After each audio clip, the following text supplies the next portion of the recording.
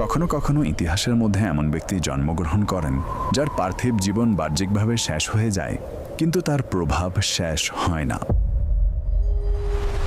শতাব্দী অতিবাহিত হতে থাকে, ক্ষমতার অদলবদল হয়, মানচিত্র পরিবর্তন হয়, কিন্তু কিছু নাম সময়ের সাথে মুছে যাওয়ার পরিবর্তে আরও বেশি স্পষ্ট হতে থাকে। এই ঘটনা এমন একজন ব্যক্তির যিনি তার বাহ্যিক ওফাতের প্রায় 4 মাস 22 দিন পূর্বে নিজ মৃত্যুবার্ষিকীর দিকে ইঙ্গিত করেছিলেন। ইলমে আবজাদের মাধ্যমে সূরা দাহরের একটি আয়াত থেকে 1340 হিজরি সালের সংখ্যা বের করলেন। অতঃপর সময় অতিবাহিত হলো আর ইতিহাস তাই দেখল, যার সংবাদ তিনি পূর্বেই দিয়ে দিয়েছিলেন, এবং সেই বলা তারিখেই তিনি এই দুনিয়া থেকে বিদায় নিয়েছেন। ইমামে আহলে সুন্নাত রাজা মুজাদ্দিদ দ্বীন ও মিল্লাত রাজা। সাধারণত গল্প এখানেই শেষ হয়ে যায়, কিন্তু তার গল্প এখান থেকেই শুরু হয়।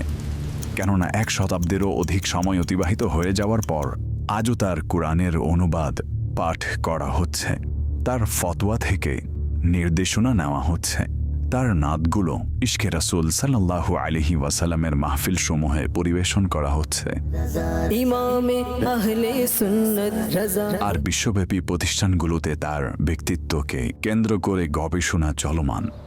আসলে সেই ব্যক্তির মধ্যে এমন কি ছিল, সেটা কোন এমন যাত্রা ছিল যা বেরেলির এক বাচ্চাকে সারা দুনিয়ায় ইমামে আহলে সুন্নাত আলা হযরত উপাধি দ্বারা ভূষিত করে দিয়েছে। ইমামে আহলে সুন্নাত রাজা মুজাদ্দিদ দ্বীন ও মিল্লাত রাজা পরওয়ানায়ে শামঈ রিসালাত রাজা পরওয়ানায়ে শামঈ। এই প্রশ্নের উত্তর বের করার জন্য আমাদেরকে সময়ের যাত্রা করতে হবে প্রায় 150 বছর পিছনে। 19 শতাব্দীর হিন্দুস্তান ব্রিটিশ আধিপত্যের যুগ রাজনৈতিক সমাজ ব্যবস্থা, সামাজিক এবং ধর্মীয় নানা পরিবর্তনের মধ্য দিয়ে অতিক্রম করছিল। এটা ওই যুগ ছিল যখন শুধুমাত্র ক্ষমতা পরিবর্তন হচ্ছিল না, বরং দৃষ্টিভঙ্গিও পরিবর্তন হচ্ছিল। একদিকে নতুন মতাদর্শের সংগঠনের আবির্ভাব ঘটছিল, অন্যদিকে মুসলমানদের ধর্মীয় স্বাতন্ত্র্য বিভিন্ন চ্যালেঞ্জের সম্মুখীন ছিল।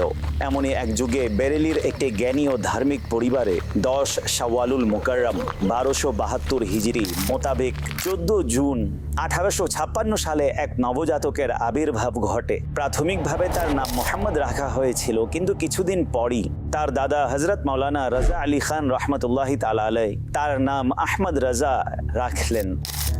ইমামে আহলে সুন্নাত রাজা মুজাদ্দিদ দ্বীন ও মিল্লাত রাজা পরওয়ানায়ে শামঈ রিসালাত রাজা। তখন হয়তো কারো জানা ছিল না যে এই নামই আগত শতাব্দীতে জ্ঞান, ফিকহ এবং ইশকে রাসূলের উদাহরণ হয়ে যাবে। আহমদ রাজা রহমতুল্লাহি তাআলা আলাইহির ঘর শুধু একটি ঘরই ছিল না, সেটা জ্ঞানের একটি ইনস্টিটিউট ছিল। পিতা রাইসুল মুতাকাল্লিমিন মুফতি নাকি আলী খান রহমতুল্লাহি তাআলা আলাইহি নিজ যুগের শ্রেষ্ঠ ও বিশিষ্ট ইসলামিক স্কলার আলিমদের মধ্যে গণ্য হতেন। ঘরে আলোচনা ইলমে দ্বীন নিয়ে হতো, বিতর্ক ইলম নিয়ে হতো, এবং প্রশিক্ষণ ইলমের ছায়াতলে হতো। হয়তো কারণ এটাই ছিল যে বয়সে শিশুরা শব্দ উচ্চারণ করা শিখে, সে বয়সে ইমাম আহমদ রাজা কোরআনের সাথে নিজের সম্পর্ক দৃঢ় করছেন। মাত্র 4 বছর বয়সে কোরআন নাজেরা সম্পন্ন করে নিয়েছিলেন। তারপর পিতা মহোদয়ের তত্ত্বাবধানে ধর্মীয় জ্ঞানের নিয়মতান্ত্রিক শিক্ষার সূচনা হলো।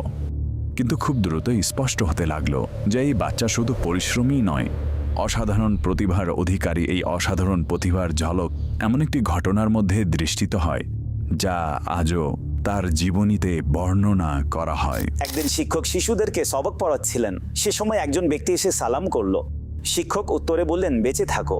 এটা সাধারণ একটি মুহূর্ত ছিল, সম্ভবত সবার জন্য, কিন্তু সেখানে বসা এক অল্প বয়সের ছাত্র চুপ থাকতে পারল না।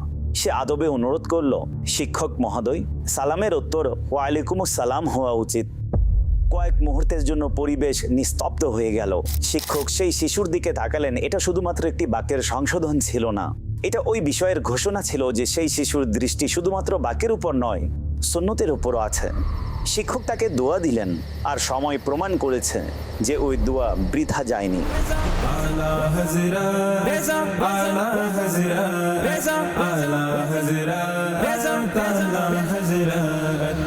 সময় অতিবাহিত হতে লাগলো, আর অতিবাহিত হওয়া প্রতিটি বছর সেই শিশুর জ্ঞানী দক্ষতাকে আরও সমৃদ্ধশালী করছিল। মাত্র 6 বছর বয়সে মিলাদে মুস্তাফা সাল্লাল্লাহু আলিহি ওয়াসাল্লামের বিষয়ে এমন দলিল ভিত্তিক বয়ান করলেন যে উপস্থিত সবাই হতবাক হয়ে পড়ল। মাত্র 8 বছর বয়সে আরবি ভাষার প্রসিদ্ধ কিতাব হিদায়াতুন নাহুর আরবি শরাহ রচনা করেন। জি হ্যাঁ, 8 ইয়ার্স বয়সে। এটা ওই বয়স যখন সাধারণ শিশু প্রাথমিক জ্ঞান অর্জন করে, কিন্তু ইমামে আহলে সুন্নাত ইমাম আহমদ রাজা খান রহমতুল্লাহি তাআলা আলাইহি 8 বছর বয়সে তিনি ব্যাখ্যা লিখছিলেন, আর ফিক এবং উসুলে ফিকের ন্যায় সূক্ষ্ম শাস্ত্রে আগ্রহ দেখাচ্ছিলেন। এটা শুধুমাত্র এক্সট্রা অর্ডিনারি অসাধারণ মেধা ছিল, এটা ওই জ্ঞানের যাত্রার প্রাথমিক অধ্যায় ছিল, যা সামনে গিয়ে ভারতীয় উপমহাদেশের ধর্মীয় ইতিহাসের গতিপথ নির্ধারণকারী ছিল। সময় দ্রুত অতিবাহিত হচ্ছিল, অতঃপর এক এমন সময় আসলো যা তার সারা জীবনের গুরুত্বপূর্ণ মোড় প্রমাণিত হলো।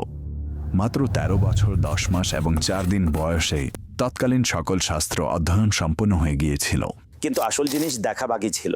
সেই দিনই দুধ পান সংক্রান্ত একটি জটিল মাসআলার ফতোয়া লিখলেন। সেই ফতোয়া পিতা মহোদয়ের নিকট পেশ করা হলো। তিনি তা মনোযোগ দিয়ে পড়লেন, দলিল দেখলেন, অতঃপর নিশ্চুপ সারে সেটার উপর নিজ অনুমোদন ইন্ডোজমেন্ট স্বাক্ষর করে দিলেন। এটা শুধু একটি স্বাক্ষর ছিল না, একজন শ্রেষ্ঠ আলিমের পক্ষ থেকে এই বিষয়ের ঘোষণা ছিল, যা এখন ইমামে আহলে সুন্নাত ইমাম আহমদ রাজা খান রহমতুল্লাহি আলাইহি শুধুমাত্র তার ছাত্রই রইলেন না, বরং ফতোয়া প্রদানের আসনে সমাসীন হয়ে গিয়েছে।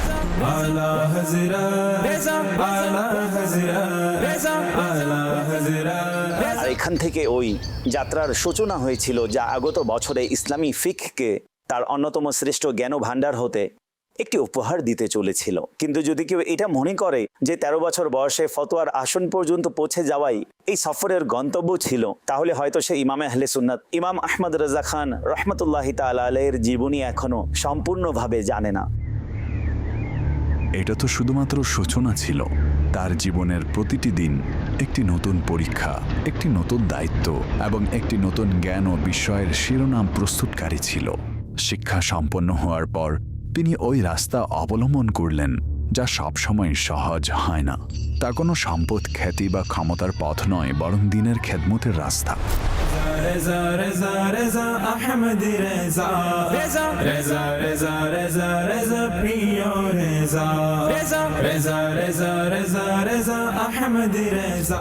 রিসালাতের সম্মান, দিন ইসলামের খিদমত, রাসূল সাল্লাল্লাহু আলাইহি ওয়াসাল্লামের সুন্নতের প্রচারণা, আকাইদে আহলে সুন্নাতের প্রতিরক্ষা, বাতিল মতবাদের জ্ঞান ভিত্তিক খণ্ডন, পাঠদান, ফতোয়া প্রণয়ন, কিতাব রচনা, গবেষণা এবং উম্মতের সংশোধন, এগুলো শুধু দায়িত্বই ছিল না, বরং তার সারা জীবনের অভ্যাস হয়ে গিয়েছিল।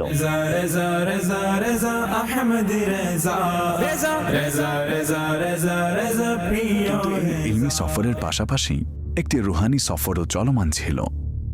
22 বছর বয়সে তিনি হযরত সৈয়দ আলে রাসূল কাদরি বারকাতি রহমতুল্লাহি আলাইহির হাতে বায়াত গ্রহণ করেন। এটা শুধুমাত্র বায়াতের একটি প্রচলিত কর্তব্য ছিল না, ইলমের সাথে আত্মিক এই সম্পর্কের সূচনা ছিল, যা তার ব্যক্তিত্বকে আরো বিকশিত করেছিল। তিনি হযরত আলে রাসূল রহমতুল্লাহি তাআলা আলাইহি, যিনি বছরের পর বছর কষ্ট করার পরও কাউকে সহজে খিলাফত দিতেন না, কিন্তু ইমামে আহলে সুন্নাত সাইয়্যিদি আলা হযরত রহমতুল্লাহি তাআলা আলাইহিকে সেই মজলিসেই খিলাফত এবং অনুমতিও দিয়ে দিলেন। তারপর তার মুর্শিদ এমন একটি বাক্য বলেছেন, যা আজও শ্রদ্ধার সাথে বর্ণনা করা হয়। বলেন, কিয়ামতের দিন যদি আল্লাহ তাআলা আমাকে জিজ্ঞাসা করেন যে কি এনেছো, তাহলে আমি আহমদ রাজাকে পেশ করে দিব।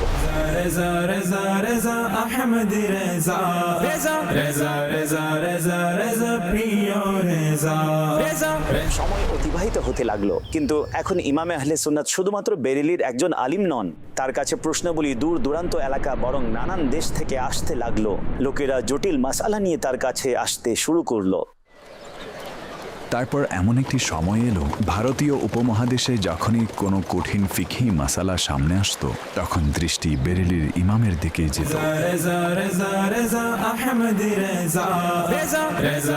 এটা এই জন্য যে অনেকগুলো শ্রেষ্ঠ বিশেষত্বর মধ্য হতে একটি বিশেষত্ব এও ছিল যে তিনি শুধু উত্তরই দিতেন না, বরং সেটাকে দলিল দ্বারা সজ্জিত করতেন। তথ্য দিতেন, কুরআন থেকে ইস্তেদলাল করতেন, হাদিস থেকে নির্দেশনা নিতেন, আইম্মাদের ফিকহি উক্তি উপস্থাপন করতেন, তারপর এমন সমষ্টিগত উত্তর দিতেন যে শুধু মাসআলা সমাধান হতো না, বরং বুঝেও চলে আসতো, আর এর পাশাপাশি অনেকগুলো প্রশ্নের সমাধানে সহায়ক হয়ে যেত। আর এই শৈলী সামনে গিয়ে এমন একটি জ্ঞান ভাণ্ডারের ভিত্তি তৈরি হলো যাকে বিশ্ব ফাতাওয়ায়ে রাজবিয়া নামে চিনে থাকে। কলমে যখন হাতে নিলে হে ইমাম এটি শুধু একটি ফতোয়ার সমষ্টি নয়, এটা ইসলামী ফিকহের শ্রেষ্ঠ একটি এনসাইক্লোপিডিয়া। 30 খণ্ড সম্বলিত এই ভাণ্ডার হাজারো প্রশ্নের দলিল সহকারে উত্তর, অসংখ্য গবেষণামূলক পুস্তিকা এবং অগণিত জ্ঞানভিত্তিক আলোচনায় সমৃদ্ধ। কিন্তু যদি কেউ এটা মনে করে যে ইমাম আহমদ রেজা খান রহমতুল্লাহি আলাইহির খিদমত শুধুমাত্র ফিক পর্যন্ত সীমাবদ্ধ ছিল, তাহলে তার ব্যক্তিত্বের শুধুমাত্র একটি দিক দেখার সমতুল্য হবে। বাস্তবতা তো এর চেয়ে অনেক বিস্তৃত ছিল। গবেষকদের মতে তার প্রায় 560টিরও অধিক জ্ঞান ও শাস্ত্রের উপর পাণ্ডিত্য অর্জন ছিল। একটু চিন্তা করুন, তাফসির, হাদিস, ফিক, উসুলে ফিক, ইলমে আকাইদ, মান্তিক, ফলসাফা, ইলমে কালাম, নাহু, সরফ, বালাগত, আদব, উরুজ, তারিখ, সিরত, ইলমে হাইয়ত, রিয়াজি, ইলমে তাওকীত, ইলমে জফর, ইলমে হিংসা, ফলকিয়াত, বিরাসত, হিসাব, তিব এবং এর ছাড়াও অসংখ্য ইলিম। কিন্তু হয়তো এই তালিকার চেয়েও বিস্ময়কর বিষয় হলো তিনি এই শাস্ত্রগুলো শুধুমাত্র অধ্যয়ন করেননি, তিনি এগুলোর উপর গবেষণা করেছেন, মন্তব্য করেছেন, গ্রন্থ রচনা করেছেন, আবার অনেক ক্ষেত্রে নতুন জ্ঞান ভিত্তিক অধ্যায়ের সূচনা করেছেন। এই জন্যই তার রচনার সংখ্যা 1000-এরও অধিক বর্ণনা করা হয়। কোনো একজন ব্যক্তির জীবন এবং 1000-এরও অধিক জ্ঞান ভিত্তিক রচনা। রেজা রেজা রেজা রেজা আহমদি রেজা রেজা রেজা রেজা রেজা রেজা প্রিয় রেজা রেজা রেজা রেজা। কিন্তু এই সকল ইলমি খিদমতের মধ্যে অনেক বড় একটি খিদমত এমনও ছিল যা আজও সাধারণ মুসলমানের ঘরে বিদ্যমান। কুরআনুল করিমের উর্দু অনুবাদ কনজুল ঈমান। এটা শুধুমাত্র কোরআনের শব্দাবলীর অনুবাদ নয়, বরং এটা কোরআনের অর্থকে এমন ভাষায় অনুবাদ করার চেষ্টা করেছে যা ভালোবাসায় সমৃদ্ধ, আদব এবং পাণ্ডিত্যের বহিঃপ্রকাশও। সুবহানাল্লাহ, এজন্য এটা কোরআনের সকল উর্দু অনুবাদের মধ্যে শ্রেষ্ঠ মর্যাদা লাভ করেছে। পরে হযরত সদরুল আফাজিল মাওলানা সৈয়দ নাঈমুদ্দিন মুরাদাবাদী রহমতুল্লাহি তাআলা আলাইহি খাজাইনুল ইরফান নামে এটার উপর পাদটিকা লিখেছেন, এবং মুফতি আহমদ ইয়ার খান নাঈমি রহমতুল্লাহি তাআলা আলাইহি নুরুল ইরফান নামে এটার শরহ করেছেন।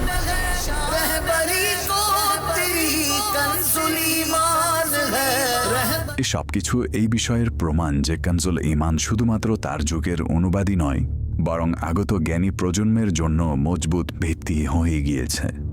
কিন্তু যদি কেউ প্রশ্ন করে যে ইমামে আহলে সুন্নাত ইমাম আহমদ রেজা খান রহমতুল্লাহি আলাইহির পুরো জীবনের মূল লক্ষ্য কি ছিল, তাহলে হয়তো এর উত্তর এক বাক্যে দেওয়া যেতে পারে: ইশক, ইশকে রাসূল সাল্লাল্লাহু তাআলা আলাইহি ওয়া আলিহি ওয়াসাল্লাম।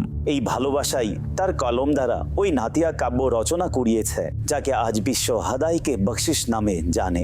কলমে যখন হাতে নিলে হে ইমাম আহমদ রাজা। আর এটা সেই সময় ছিল যেখানে ইমাম আহলে সুন্নাত একজন ব্যক্তি রইলেন না, বরং একজন জ্ঞান ভিত্তিক, একজন গবেষক ও এমন এক উত্তরাধিকার হিসেবে প্রতিষ্ঠিত হলেন যা সময়ের সঙ্গে সঙ্গে তাকে আরো শক্তিশালী করে দিল। সাধারণত কোনো ব্যক্তির শ্রেষ্ঠত্বের অনুমান তার যুগের দ্বারা করা হয়ে থাকে, কিন্তু কিছু ব্যক্তি এমনও রয়েছেন যাদের মূল্যায়ন তাদের পরবর্তীতে আগত প্রজন্ম করে। ইমামে আহলে সুন্নাত তন্মধ্যে একজন। তার ওফাতের পর না তার কলম থেমেছে, না তার ইলমের যাত্রা, বরং সম্ভবত সেখান থেকেই তার গবেষণাগুলো নতুন প্রাণ পেয়েছে। পূর্ব থেকে পশ্চিম পর্যন্ত, ইউরোপ থেকে আফ্রিকা পর্যন্ত এবং বিশ্বের বিভিন্ন অঞ্চলে আজও তার লেখনী পড়া হচ্ছে, তার জ্ঞানভিত্তিক কাজের উপর গবেষণা হচ্ছে, তার ফিকহি পাণ্ডিত্যের ব্যাপারে প্রবন্ধ লেখা হচ্ছে। প্রতিষ্ঠানগুলোতে তার নিয়ে গবেষণা, তার ব্যক্তিত্ব এবং জ্ঞানভিত্তিক খিদমতের পর্যালোচনা করা হচ্ছে। কোনো এক কিতাব, কোনো ফতোয়ার শিরোনাম নয়, এটা এক পুরো জীবনের পরিশ্রমের ফলাফল। সবার মুখে একই ধ্বনি অনন্য। তার ইতিহাসকে নতুন প্রজন্ম পর্যন্ত পৌঁছে দিতে দাওয়াত ইসলামের জ্ঞান ভিত্তিক এবং গবেষণামূলক সংস্থা আল মাদিনাতুল ইলমিয়াও গুরুত্বপূর্ণ ভূমিকা পালন করেছে। আলা হযরতের সিরাত, তার গবেষণা, তার লেখনী এবং তার ইলমি খিদমত সম্বলিত অসংখ্য গ্রন্থাবলী, পুস্তিকা, বয়ানসমূহ এবং গবেষণামূলক অনুষ্ঠান সাজানো হয়েছে যেন একটি নতুন প্রজন্ম এই শ্রেষ্ঠ জ্ঞানভাণ্ডারের সাথে সরাসরি পরিচিত হতে পারে। কেননা সম্প্রদায় শুধুমাত্র নিজের অতীতের উপর গর্ব করে বেঁচে থাকতে পারে না, তারা তাদের অতীতকে বোঝার দ্বারা জীবিত থাকে। আর ইমাম আহমদ রেজা খান রহমতুল্লাহি আলাইয়ের অধ্যয়ন মূলত ভারতীয় উপমহাদেশের জ্ঞান চর্চার ইতিহাসের অত্যন্ত গুরুত্বপূর্ণ একটি অধ্যায়ের অধ্যয়ন। সময় তার নিজ গতিতে এগিয়ে চলল, অতঃপর জীবন তার শেষ অধ্যায়ের দিকে অগ্রসর হতে লাগলো। কিন্তু যেভাবে তার সারা জীবন অসাধারণ ছিল, তেমনি জীবনের শেষ অন্তিম অধ্যায়ও অসাধারণ প্রমাণিত হয়েছে। তার বাহ্যিক ওফাতের প্রায় 4 মাস 22 দিন পূর্বে তিনি তার মৃত্যুবার্ষিকীর দিকে ইঙ্গিত করেছিলেন। অতঃপর সেই বছর আসলো, সেই তারিখ আসলো এবং ইমাম আহলে সুন্নাত ইমাম আহমদ রেজা খান রহমতুল্লাহি তাআলা আলাইহি আপন রবের সান্নিধ্যে হাজির হয়ে গেলেন। রেজা রেজা রেজা আহমদ রেজা রেজা রেজা রেজা রেজা রেজা প্রিয় রেজা রেজা রেজা রেজা। বাহ্যিকভাবে একটি যাত্রা শেষ হয়ে গিয়েছিল, কিন্তু বাস্তবে নতুন একটি যাত্রা শুরু হয়েছিল। কেননা অনেক মানুষ নিজের জীবনের চেয়ে বেশি নিজের উত্তরাধিকারের কারণে বেঁচে থাকে। তারা তাদের ছাত্রদের মধ্যে বেঁচে থাকেন, নিজের লেখনীর মধ্যে বেঁচে থাকেন, নিজের গবেষণার মধ্যে বেঁচে থাকেন এবং তাদের অন্তরে বেঁচে থাকেন, যারা সেই জ্ঞান, কৃতিত্ব এবং ভালোবাসার পথ দেখতে পায়। ইমামে আহলে সুন্নাত ইমাম আহমদ রেজা খান রহমতুল্লাহি আলাইও সেই ব্যক্তিদের মধ্যে একজন। ওই জ্ঞানভিত্তিক এবং ফিকহি ধারাকে বর্তমান সময়ে শাইখে তরিকত আমির আহলে সুন্নাত হজরত আল্লামা মাওলানা মোহাম্মদ ইলিয়াস কাদেরি দাওয়াত ইসলামী নামক একটি বিশ্বব্যাপী সংগঠন প্রতিষ্ঠা করলেন। দাওয়াত ইসলামী আলা হজরতের শিক্ষার এক অনন্য দৃষ্টান্ত, যেখানে কোরআন ও সুন্নতের শিক্ষা, ইশকে রাসূল সাল্লাল্লাহু আলাইহি ওয়াসাল্লামের বাণী, আমলের সংশোধন, দিনের প্রচার, মাদ্রাসা ও জামিয়া, হিফজ ও তাজবিদ, দারুল ইফতা, লেখনী ও রচনাবলী এবং বিশ্বজুড়ে লাখো মুসলমানের দিনী প্রশিক্ষণের আজিমুশান ধারা চলমান। এভাবেই বলা যেতে পারে যে আলা হযরতের কলম দ্বারা যে গবেষণা ও বার্তা উম্মতের নিকট পৌঁছেছে, আমির আহলে সুন্নাত সেই চিন্তাধারাকে দাওয়াত ইসলামীর মাধ্যমে আমল, দাওয়াত এবং প্রশিক্ষণের আকৃতিতে সারা বিশ্বে পৌঁছানোর কার্যকর এবং সুসংগঠিত ব্যবস্থা করেছেন। আল্লাহ পাক আমাদেরকে তার জ্ঞান, তার একনিষ্ঠতা, তার ব্যক্তিত্ব এবং ইশকে রাসূল সাল্লাল্লাহু আলাইহি ওয়াসাল্লামের হতে অংশ দান করুক। আমিন। अहमद रजा का ताज़ा गुलिस्ता है आज भी, खुर्शीद इल्म उनका दरख्शा है आज भी, सब उनसे जलने वालों के गुल हो गए चिराग, अहमद रजा की शमा फरोजा है आज भी, खिदमत कुरान पाक की वो लाजवाब की, राजी रजा से साहिबे कुरान है आज भी।